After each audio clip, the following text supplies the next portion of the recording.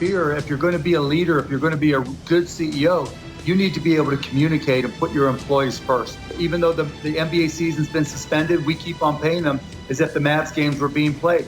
Entrepreneur and shark Mark Cuban talks about the need to protect employees and not the stakeholders for big businesses. And celebrity chef Thomas Keller discusses his work to help out the restaurant industry. Because if the restaurants don't survive, then there is no place for our staff to come back to work. Plus, you don't want to miss our expert doctor panel who are answering your questions. That and so much more. Oh my God. Oh my God. Right now in America This Week.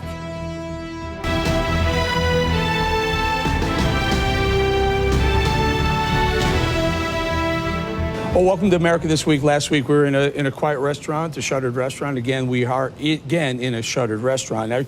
I want to focus on the restaurant business. This is the 15 million workers working in restaurants across the country. Remember, very diverse workforce, all ages, all ethnicities representative, backgrounds representative.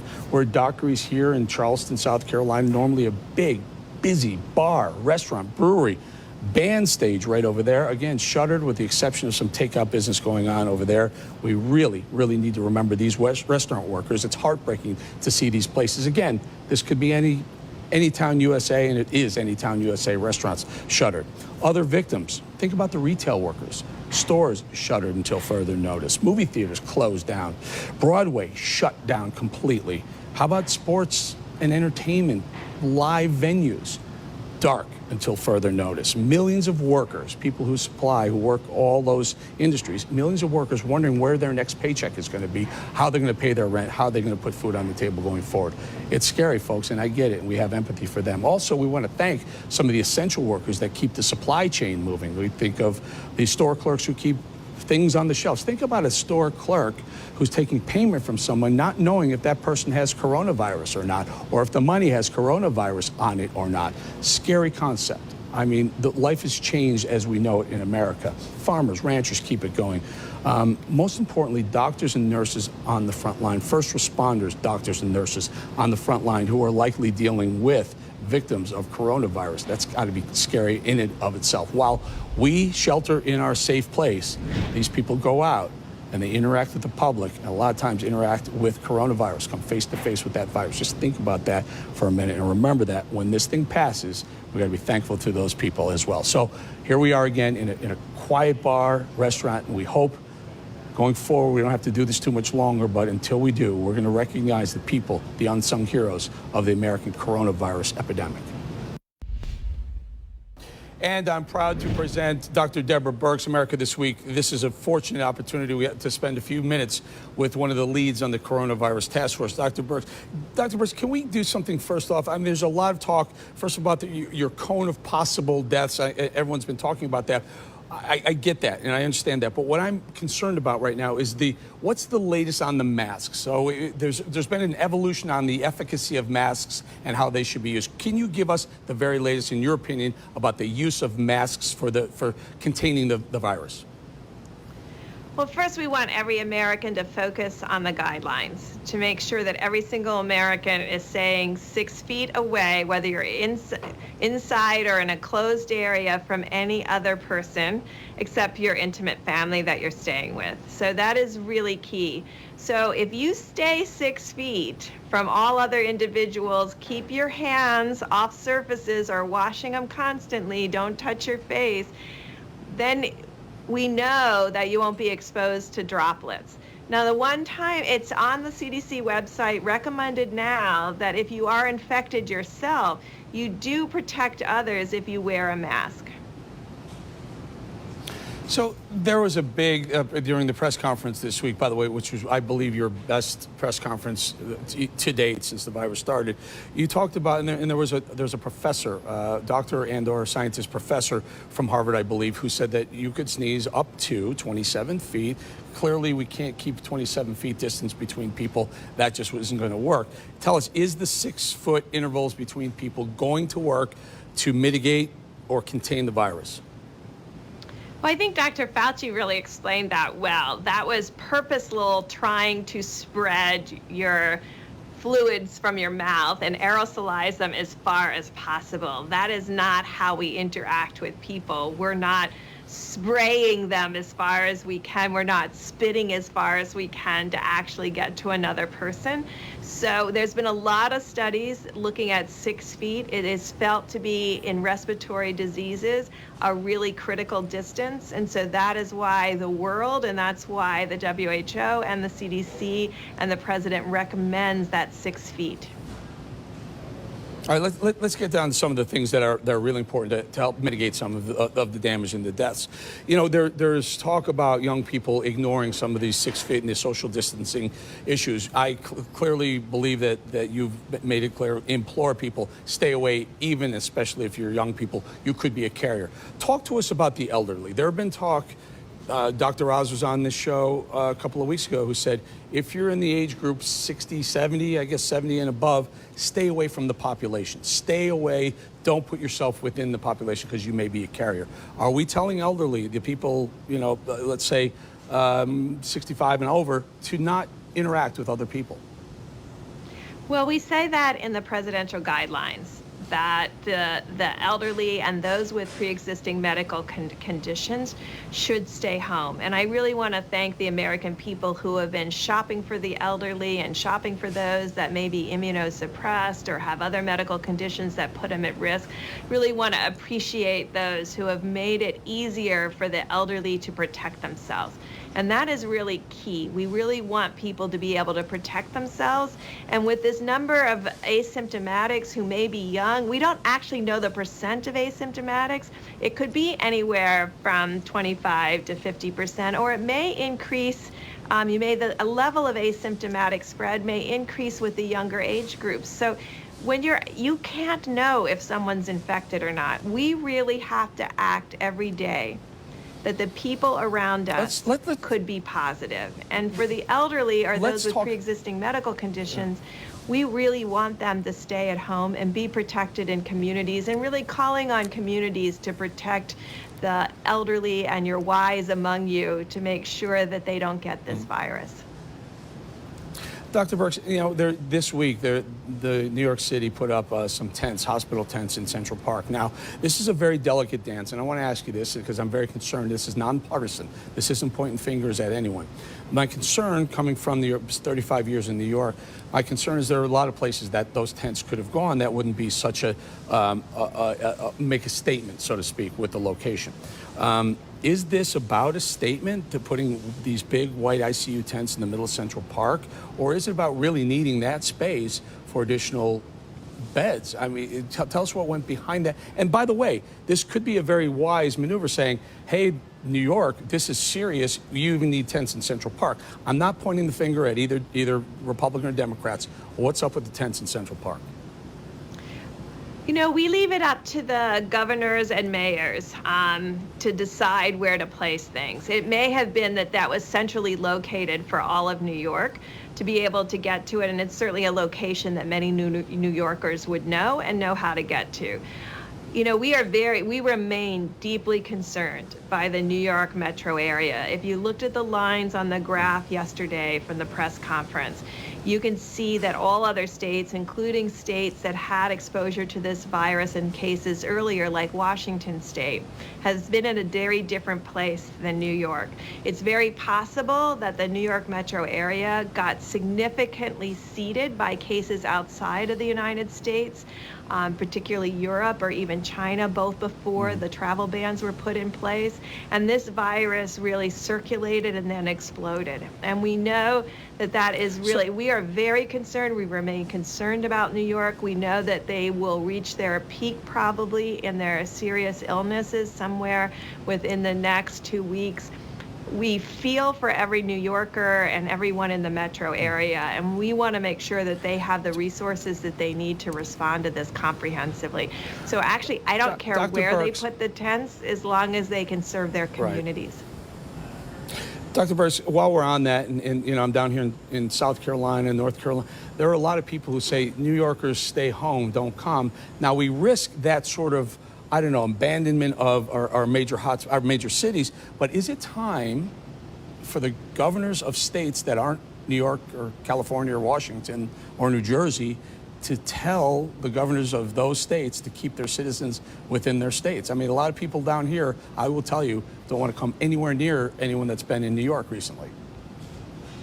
Well, I think you see governors around the country saying that and saying if you come into the state, you must quarantine for 14 days. And I think that's really very important. And you see the states that are surrounding and the states across Florida and the South are saying the same. Beach communities, because they know people have second homes, are saying, please don't come stay in your primary home in order to really ensure that you're protected. Most of these communities where people have gone to, except for Florida, may not have the same healthcare infrastructure that could serve a large new bolus of cases. I mean, you can see how overwhelmed New York is with amazing hospitals and amazing capabilities and doctors and nurses.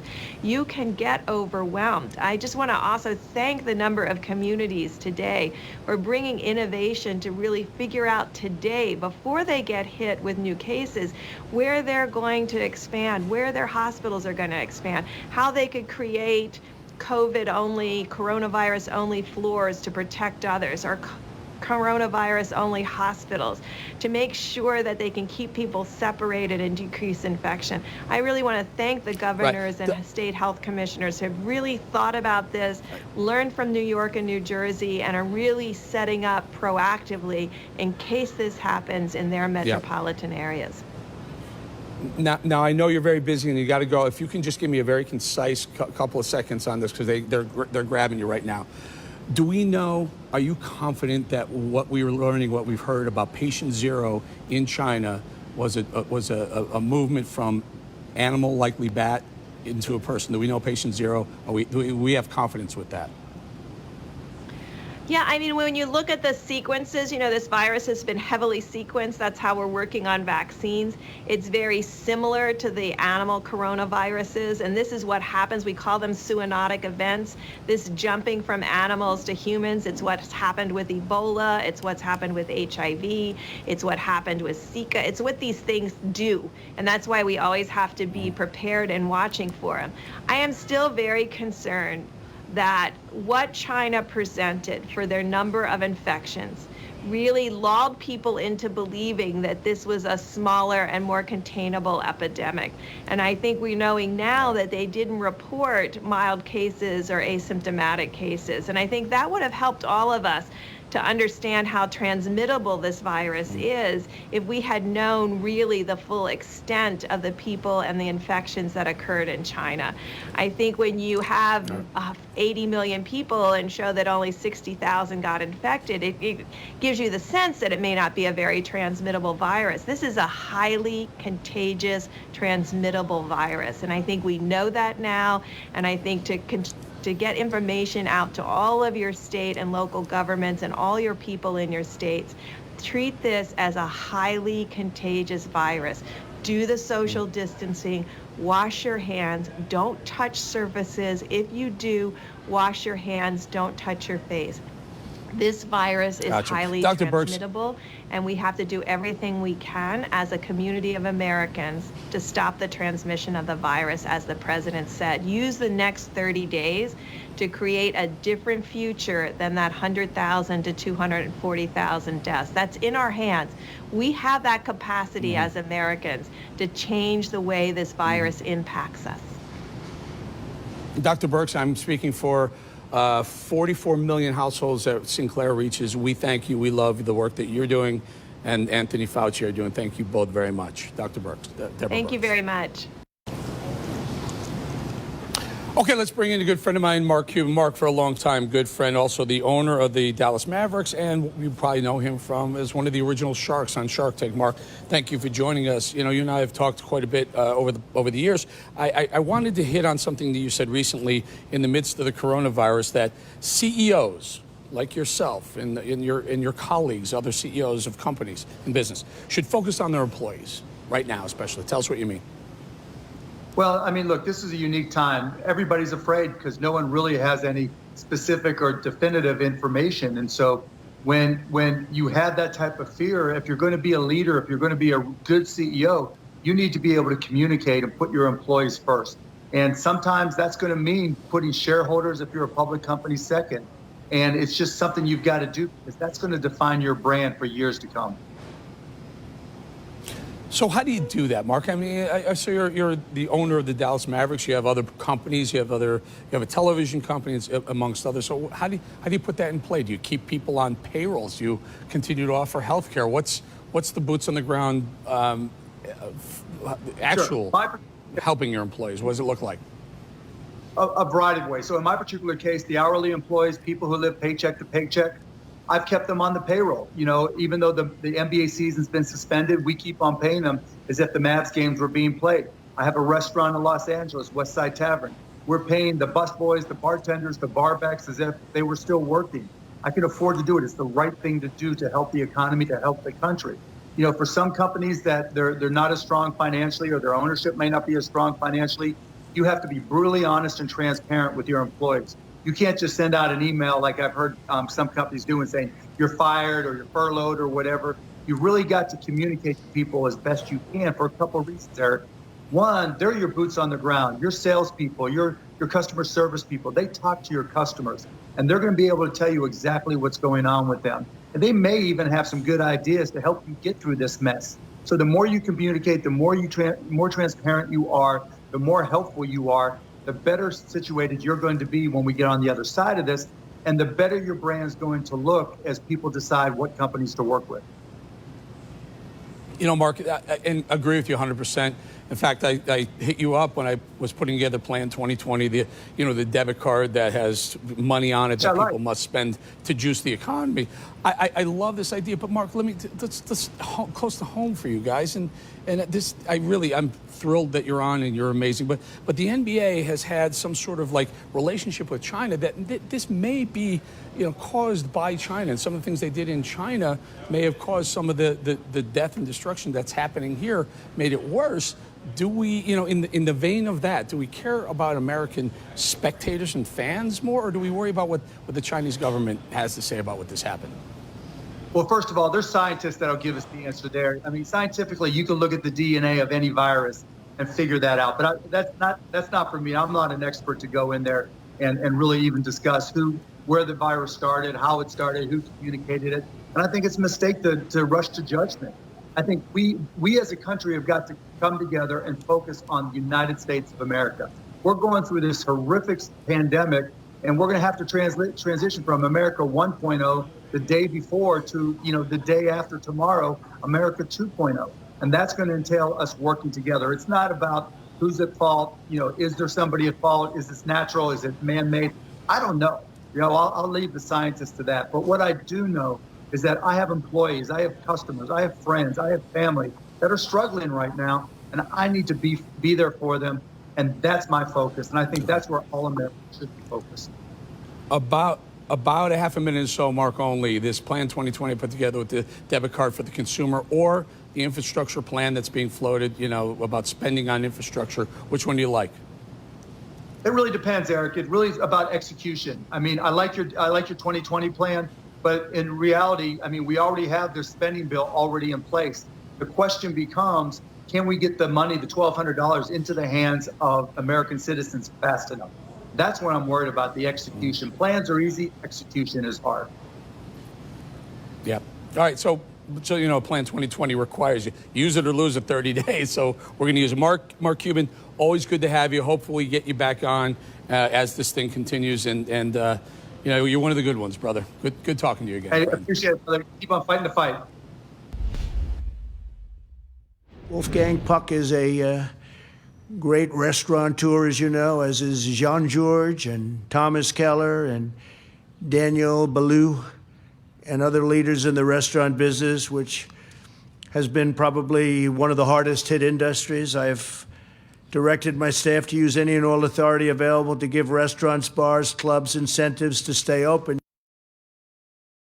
And now we're joined by Chef Thomas Keller, James Beard Award winner, also multiple Michelin star. Chef, thank you for joining us. I think I saw something the president had mentioned you, called you out at the Rose Garden on one of the briefings. Tell us about BIG. It's called Business Interruption Group. Tell us what your initiative is. Certainly. what we're trying to do through our head counsel, John Oetling in New Orleans, is to persuade the insurance companies to do the right thing and help us with our business interruption insurance. So Big Now is a collection of chefs as well as restaurateurs and other people in the profession who are working hard to just survive in this hard times.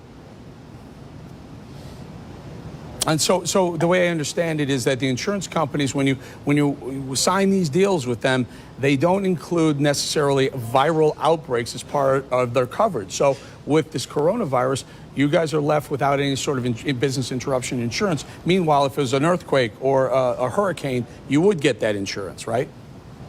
Correct. It's typical damage is something that you actually see. And the coronavirus, obviously, we don't. But interesting for me is that in my insurance policy, I paid for a rider that increased my insurance and covered me for any viruses as well. And yet they're still denying my policy. So Chef, if they do come through and you're suing them, if you do win this lawsuit, and you are paid for business interruption, the reason why I'm doing this show here, it's Dockery's, it's a very busy, big restaurant, and the employees, the hourly employees across the country have to be let go because you could not support, without any income coming in the door, you couldn't support it. Would you turn around and be able to take care of some of the workers? Of course. I have two primary objectives every day. That's to make sure that our restaurants survive, and all of our restaurants across the, because if the restaurants don't survive, then there is no place for our staff to come back to work.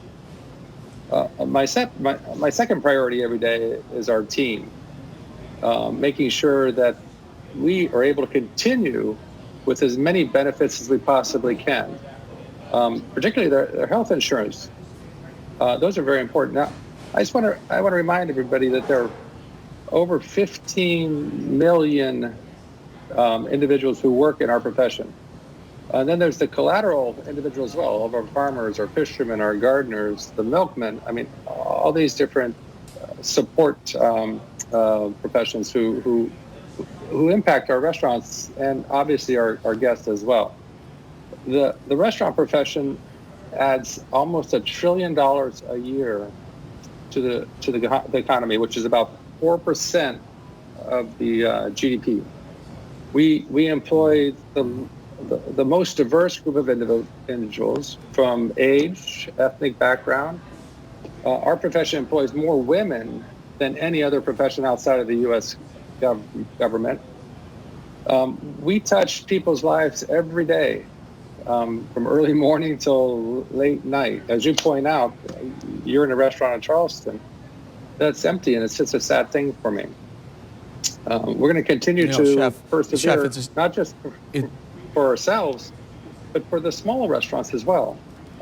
Many of them are Chef, ethnic restaurants. I need to go, but I want to point out, and that's why we're doing the show from restaurants. It does touch every facet of American life, Americana, as I keep saying over and over again.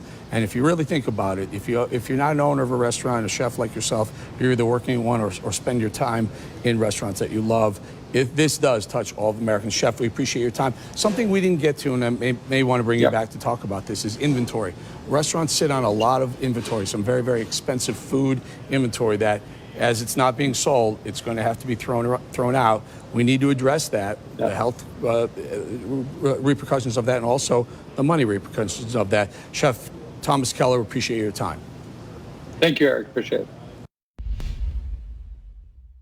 Ahead on America This Week, we check in with two of the nation's top doctors and pandemic experts on what is going on now and what we have to look forward to.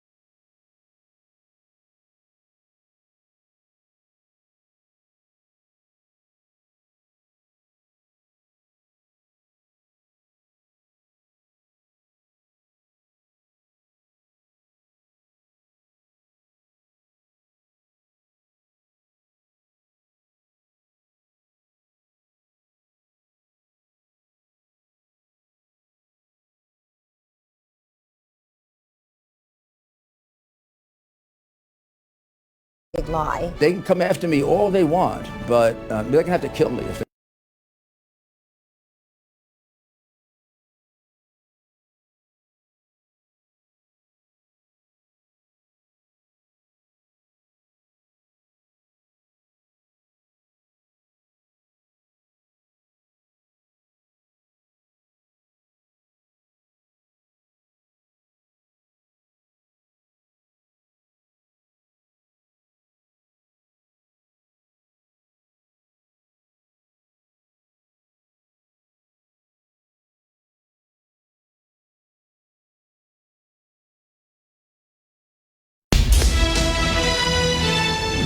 Okay.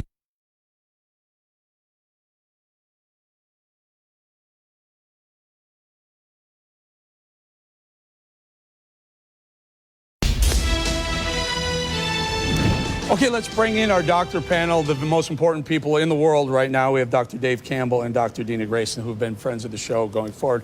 Docs, now I have a bunch of questions, so I want to keep it fairly concise, guys. I want to go back and forth. A lot of questions I've had, a lot of questions viewers have. Start with a couple of quick ones. You know, a lot of people are talking about masks. What about CPAPs? You know, these masks that help people sleep. Doctor, let me start with you, Dr. Grayson. Is this a good idea as an alternative to a mask? Can we use CPAPs?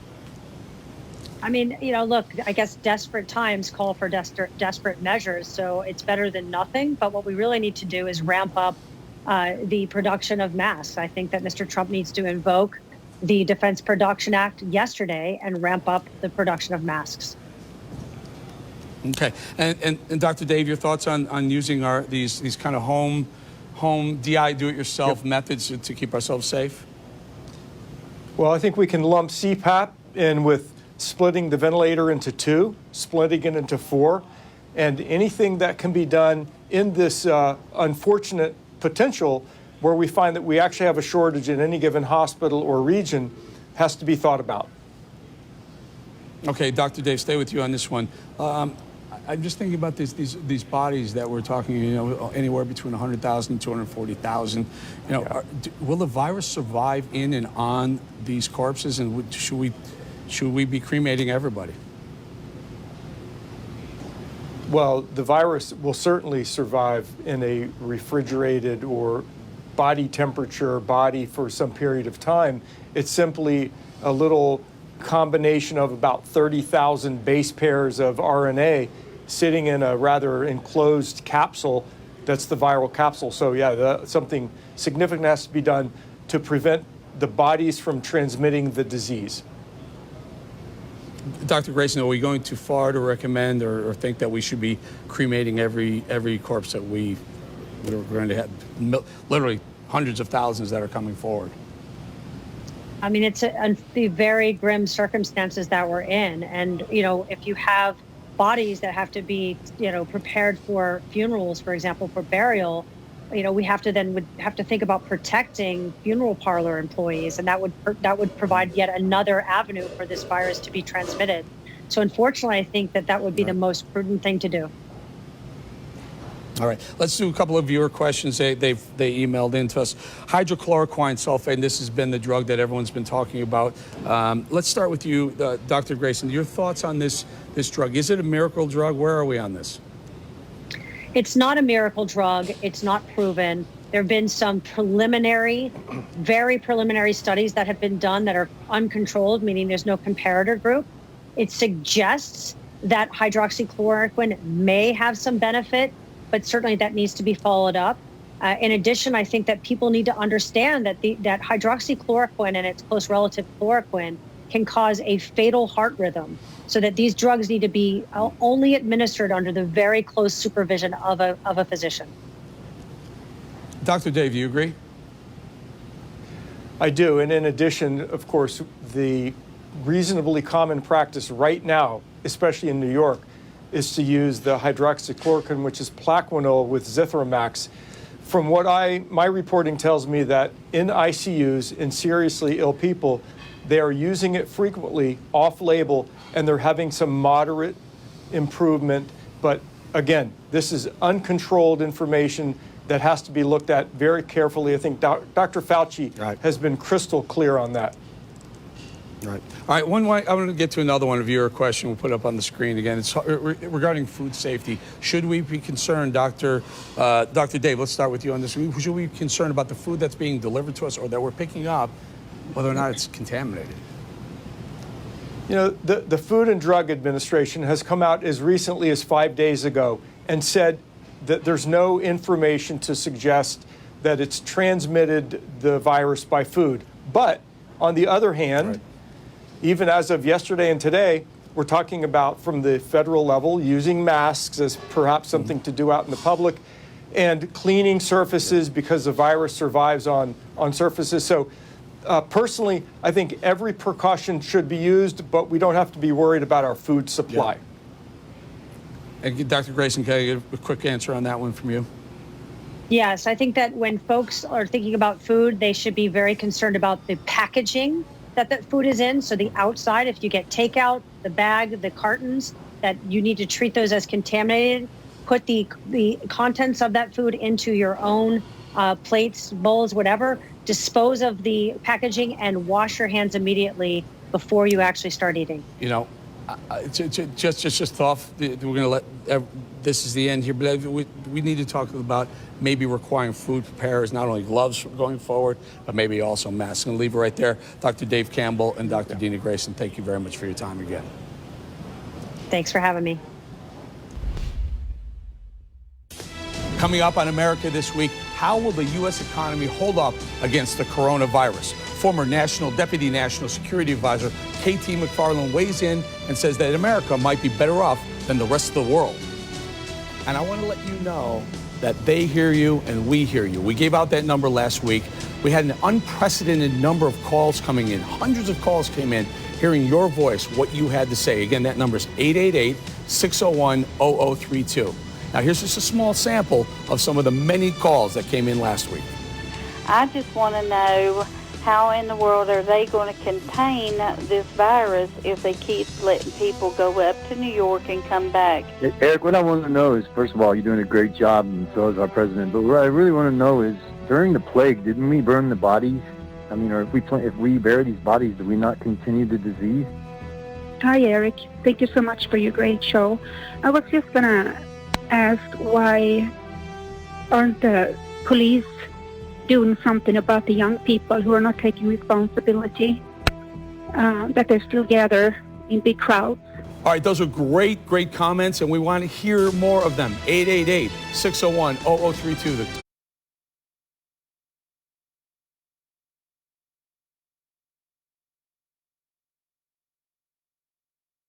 call is toll free. We hear you, and they will hear you. Now, you can follow me on Twitter at Eric Bolling, all one word. Also, ericbolling.com. Again, let us hear you so they hear you.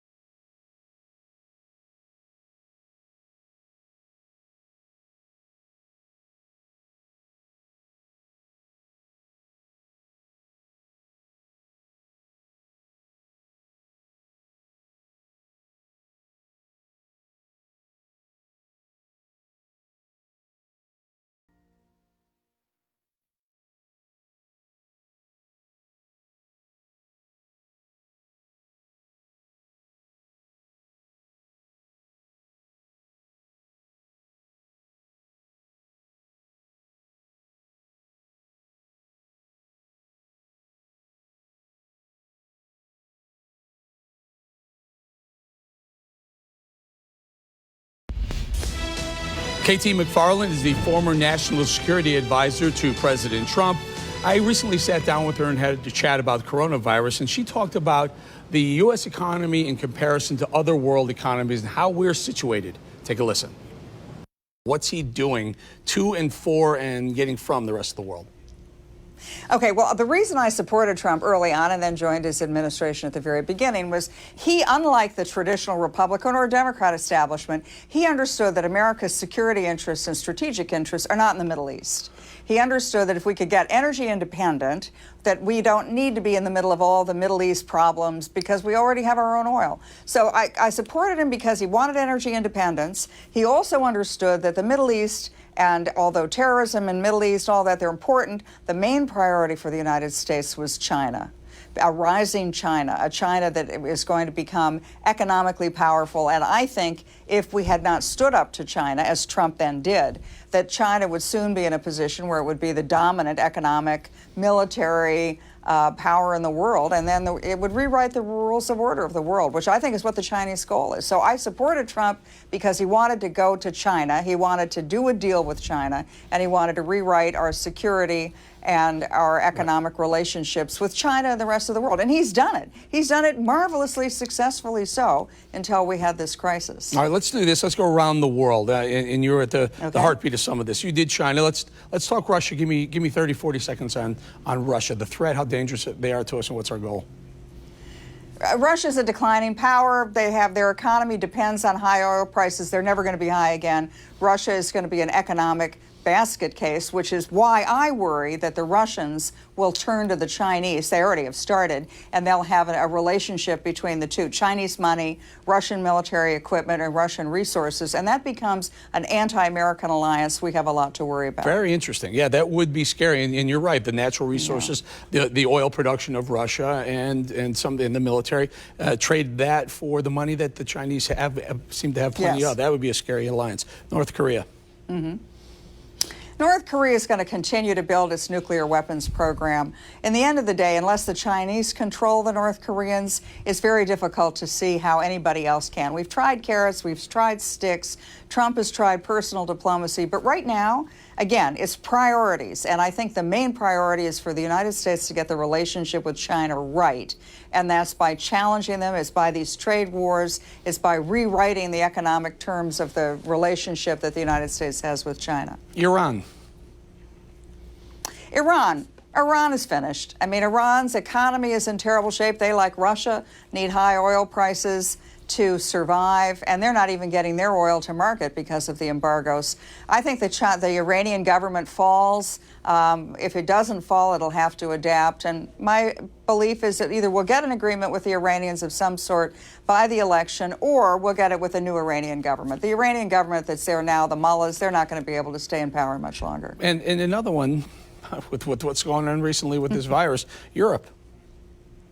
Oh boy, Eric, this is the biggest story of all, is that the European Union, if you had said to me 5 years ago, or said to anybody 5 years ago, they would have said, well, the European Union, that is a major, image of the future. That's how the world is going to be. We're going to, borders aren't going to matter. People are going to flow back and forth, ideas, commerce is going to flow. And then two things happened. The Germans opened their borders to a lot of the migrants and refugees from the Middle East. That stressed their social system. And now with the coronavirus, you're seeing the absolute unraveling of the European Union. The nations of Europe are all putting up their own borders. They all have social welfare systems and healthcare systems which are stressed to the breaking point.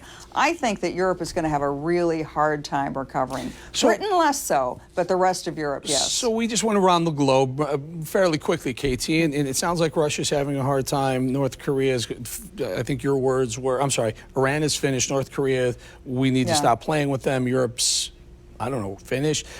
It sounds very daunting for a global economy going forward. You're painting a dark picture. Well, I'm not. Yes, I am, and I'm not. Why? Because borders do matter. And if the United States, we are unlike every other country in the world. We have a large market. We produce things at home. We sell things at home. We're the most independent and successful country of every other country in the world. I mean, I do think the world is going to go to a dark place for the next couple of years. But in that environment, the United States is in far better shape than anybody else. Our economy, the underpinnings of our economy are fundamentally strong.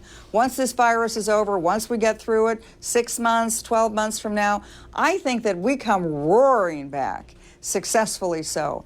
And so if I look at the world, yeah, we're all going to go through a terrible time. But who's going to survive and thrive at the end of it? The United States. We have gone through periods like this before, but our relative strength compared to everybody else, compared to the Chinese, compared to the Russians, compared to the Iranians, compared to the Europeans, we're in much better shape to weather this and to then, when it's over, come roaring back. You know, Katie, and this is an important point that I think you're hitting on, and I'm going to add to this your points as well. I agree with you all across the globe, especially here, and I'm going to give that to the free market. We have a free market economy that allows us to produce our own oil. We certainly have the resources to do it, and now we can produce it because we're a free market. We're not a petro economy like Venezuela, socialist, communist, whatever. We also have a strong agricultural base. We've been blessed with location. We have a very, very wonderful climate to be able to grow more than the food we'll ever eat. That's another fortune. We're also fortunate to be surrounded by at least 2 borders on 2 sides by ocean, protecting us very, very extremely against foreign invaders. And then the last one, we have a stable government. So I'm going to agree with you 100%, but I also want to say thank you to the founders that saw the free market and capitalism as the way to become and stay the global powerhouse. KT, I'm going to say goodbye. Very good friend of mine for a very long time. Loved having you at the NSA. Let's get you back. Let's get you back talking to the bosses here soon. Thank you very much. All right, let's bring in Dr. Sebastian Gorka and Amisha Cross, 2 great friends of the show, for the debate. Now, guys, we've talked about China in the past. We talked about China with Dr. Birx earlier in the show, and she did, in fact, say that it's likely a movement from animal to human being in China, in Wuhan. We believe it. But let's take that one step further. Sebastian, what is the recourse for China that hid so much of the data? And Dr. Birx pointed that out. They were quietly hiding the number of infections, maybe even the number of deaths. Now, I know we want to get through the virus, but at some point we have to deal with China. What do you say? Well, just yesterday I spoke to Senator Marsha Blackburn, who has a Senate resolution out there with Tom Cotton, which is exactly on this issue. The idea that China knew about the virus, hid the existence of the virus, actually put scientists under house arrest who are trying to reveal to the world what was going on. There has to be ramifications. Now, legally, not so easy to do that. However, remember, we are in a midst of a trade negotiations with China. There could be diplomatic, there could be trade, there could be economic ramifications, and there should be. This is a nation that still today is trying to blame America for the Chinese coronavirus, so they can't get away with this, Eric. Misha, do you think China should pay for some of these reparations, some of this stimulus that we've had to spend? We're going on $4 trillion. They got the money. Do you think they should pay for some of that? Absolutely, but legally it's something that we cannot enforce at all. So I think that it's a point that is null and void. The bigger issue that I see here is putting China on Front Street for their lies, but also holding the president accountable for not paying attention to the scientists who time and time again gave him warning since mid-January. Yeah. So, Amisha, here's a concern I have, and I'm seeing these memes pointing the finger at President Trump for some comments that I'm sure he'd like to take back. Some of the things like 14 cases are going to be 0 soon. In other words, saying that it changed. His dialogue changed, his focus changed. But so did everyone else's. I mean, there's Andrew Cuomo, governor of New York, saying, I want New Yorkers to get out. Don't stay in. Get out and talk to people and go to restaurants. And that was in late February, and now he's got quite a different tune. And the mayor of New York, de Blasio, basically saying he was making recommendations of places to go in the city to mingle. Now, this is an epicenter of the virus. So everyone is to blame. No one could see the future. Why is it only the president that's taking heat, in your opinion, Amisha? Well, the president is in charge. The president leads the way. The president is the person who sets the standard. If President Trump had to follow the advice of science, had to follow the advice of medical professionals, there would not have been a Mardi Gras in New Orleans. As someone who has relatives across the state of Louisiana and within the city of New Orleans, it is completely insane to me the president would sit on that information and not advise cities, states, and state legislators as what they could do to help prevent the spread of this crisis, because he knew. Okay, so, but Sebastian, let's point out that the governors are really the ones who are the CEOs of the states making those decisions. Are they not, sir? This is crucial. Public health is not run out of Washington. We have state health care. And the idea that you have Joe Biden back in January saying the president's ban on travel from Asia is a hysterical move. Let's talk about double standard. Let's talk about the governor of Nevada, who last week banned the use of hydroxychloroquine for coronavirus victims. And just yesterday, he backtracked. How many people died in Nevada whilst he was banning the medicine that was clearly being used in France and elsewhere to cure people? So let's be clear here. Double standards are the standards of the day on the left. And when it comes to public health, it begins with local municipalities and states and governors. Using medications without clinical trials is not something we do in America. It's established for 30 years. Guys, I'd love to get further into this, guys. I don't have time to get into it. I love you too. I love you too. We will get back to this because there will be more time to debate this as we get further down the road in the coronavirus. By the way, Sebastian, if politicians didn't have double standards, they had no standards at all. I'm going to leave it right there. Sebastian Gorka, Amisha Cross, thank you so much. Thank you, guys. Coming up next, surviving the coronavirus, a young woman goes into incredible detail about her symptoms and recovery. There are also multiple resources out there if you or a loved one are struggling right now. We've put numbers up on our screen for the National Domestic Violence Hotline and the National Suicide Prevention Hotline. Sinclair is also partnering with the Salvation Army. Go to sinclaircares.com to donate, and our company will match the first $100,000 in donations to the Relief Fund.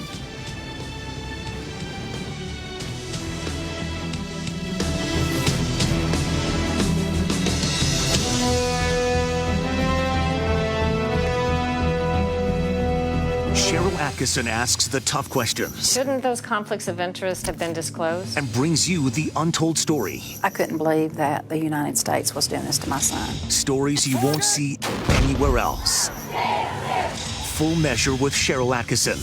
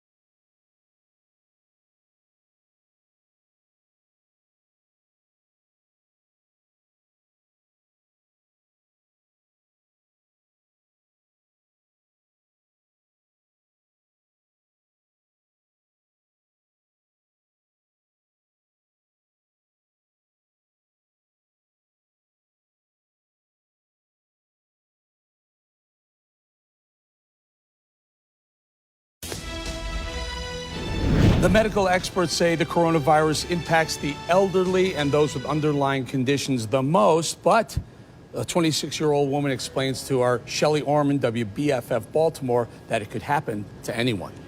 I've never felt that sick in my life. Kara Yerman is 26 years old, but she still became critically ill after contracting the coronavirus. I started showing symptoms on March 9th. It was a few days after she and her fiance came back to Baltimore after celebrating their engagement in New York. I probably got it through that trip, but I went with family and friends, and no one, people were still calling it a hoax. My fiance and I were using hand sanitizer any chance we could, but no one knew. I never would have gone if I knew how bad it was. Doctors initially told Kara she had the flu. They were saying manage it at home. But it became too painful. I mean, my fever shot to 103, and I was vomiting, so I knew that I was not okay, and I called the doctor on the 16th, and they sent me to the ER, and that's when it all started kicking in. Kara was separated from her family and admitted into the hospital.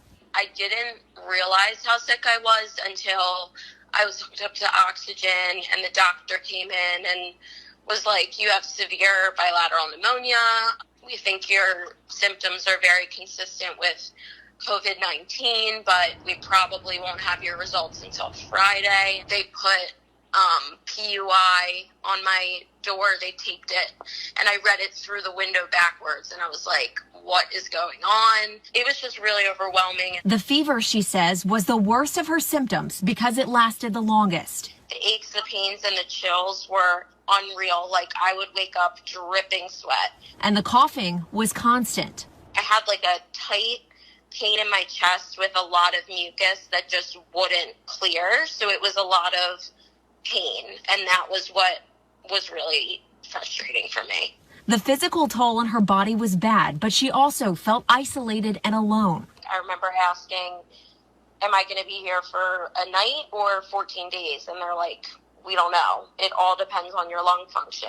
FaceTiming her friends and family helped Kara get through those days. Now that she's home, the isolation is still difficult, but she's grateful to be on the mend. The worst part's over, and I don't have a fever, and I'm not in the hospital, and I'm not hooked up to anything anymore, so I'll take some loneliness over any of that stuff. In Baltimore, I'm Shelley Orman reporting.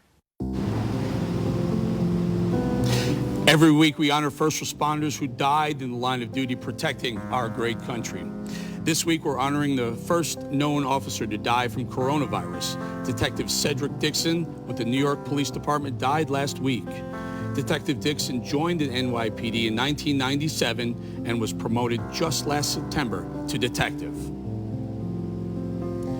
Trooper Nolan Sanders of the North Carolina Highway Patrol died after he crashed his patrol car last week. Trooper Sanders was with the Highway Patrol for 5 years. He leaves behind his wife. Rest in peace, officers.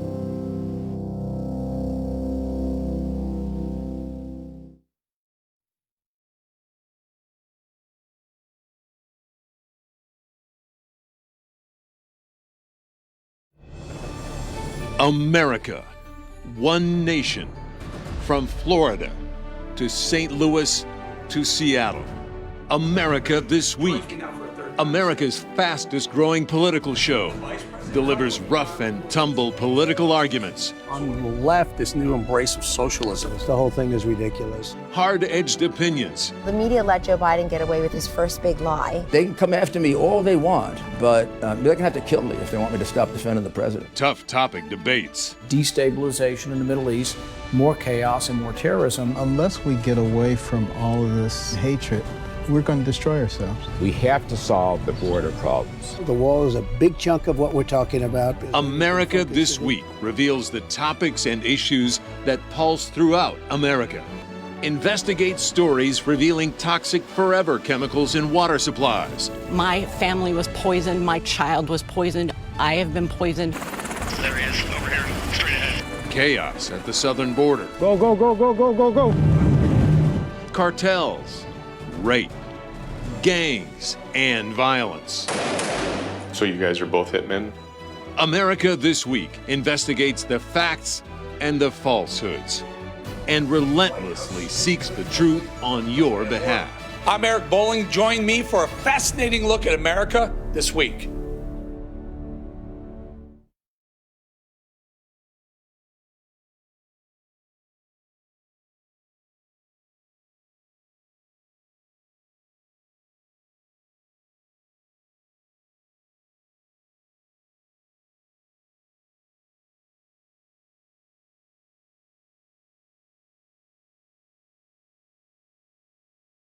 America This Week, America's fastest growing political show, points out how rough and tumble politics shape opinion in every region in our country. We tell American stories, stories that touch our people, determine our politics, focus on the future of America. I'm Eric Bolling. Join me for a fascinating look at America this week. And here's something that caught the attention of America this week. Montana 3. Oh my God. Oh my God. Oh no, I ain't messing with you. Oh no. Oh no. That's Dion Broxton, a reporter at Sinclair station KTVM in Montana. While recording at Yellowstone National Park, Broxton saw some bison off camera headed his way. It didn't take him long to pack up his camera and leaving behind internet gold. Yellowstone turned the viral video into safety posters featuring a bison with Broxton's words. And that's a wrap, but not from the D.C. swamp, from Main Street, USA, Daniel Island, South Carolina. This is Dockery's Restaurant. It's a brewery. It's got a soundstage over there for country music. Normally 3-4 deep at the bar, some great comfort food. These places mean everything. They're Americana. Next time you see a restaurant worker, tip them, double, triple, do it. Remember this. This is America. All right, guys, we all could use a little good news. So John Krasinski from The Office has a new show on YouTube called Some Good News, and guess what it's all about? Some good news. We're going to leave you with a little bit of John Krasinski and some good news. Even indoors in the weird world of isolation, good news was happening everywhere. Evan Era Magic kicks things off by making kindness look super easy as he makes one driver's delivery extra special.